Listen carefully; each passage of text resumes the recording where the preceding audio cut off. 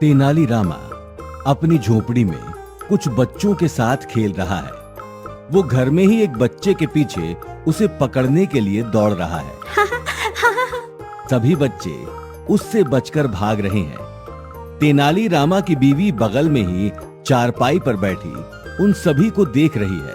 अचानक तेनाली उनमें से एक बच्चे को पकड़ लेता है और गोद में उठा लेता है। पकड़ लिया। बच्चे को नीचे छोड़कर रामन थक कर जमीन पर बैठ जाता है।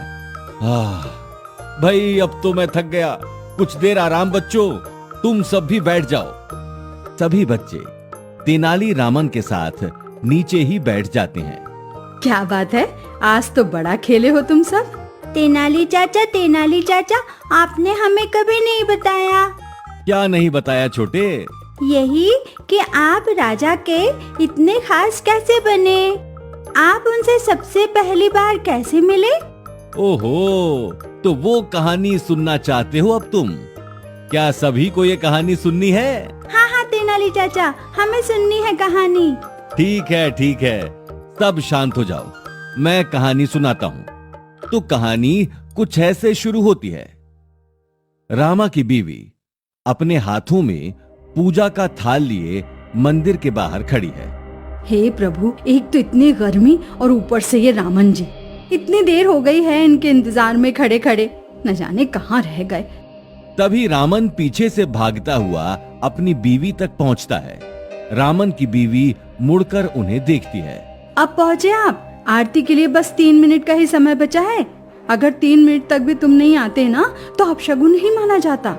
अरे क्षमा करो भगवान, किसी दुकान पे एक अच्छा ताजा नारियल मिला ही नहीं। ये देखो, बड़ी मुश्किल से ये नारियल एक दुकान से ढूंढ कर लाया हूँ। चलिए अब आप जल्दी से मेरे साथ अंदर चलें। हमें समय पर पूजा करके समय पर राजमहल पहुँचना होगा। हाँ, चलो। चलिए।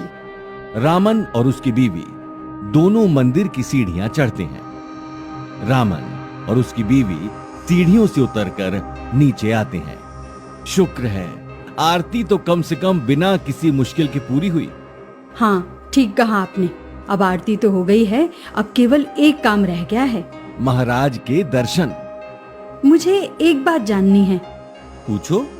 भला आप इतने विश्वास के साथ बिना किसी निमंत्रण या पैगाम भेजे महाराज से मिलने कैसे जा रहे हैं? आपको यकीन है कि सैनिक हमें महल के भीतर जाने भी देंगे या नहीं? हमें नहीं पता कि सैनिक हमें अंदर जाने देंगे या नहीं, लेकिन हमें इतना जरूर पता है कि आज हम महाराज के दर्शन जरूर करेंगे। आपके इन भूल भुलैया जवाबों की वजह से ही देखना, एक दिन मैं दिल के दौरे से भगवान को प्यारी हो जाऊंगी। अरे भगवान, क्यों चिंता करती हो? सब कुछ हम पर छोड़ दो, बाकी ऊपर वाला सब संभाल लेगा। ठीक है, चलिए अब हमें निकलना चाहिए। हाँ, चलो चलते हैं।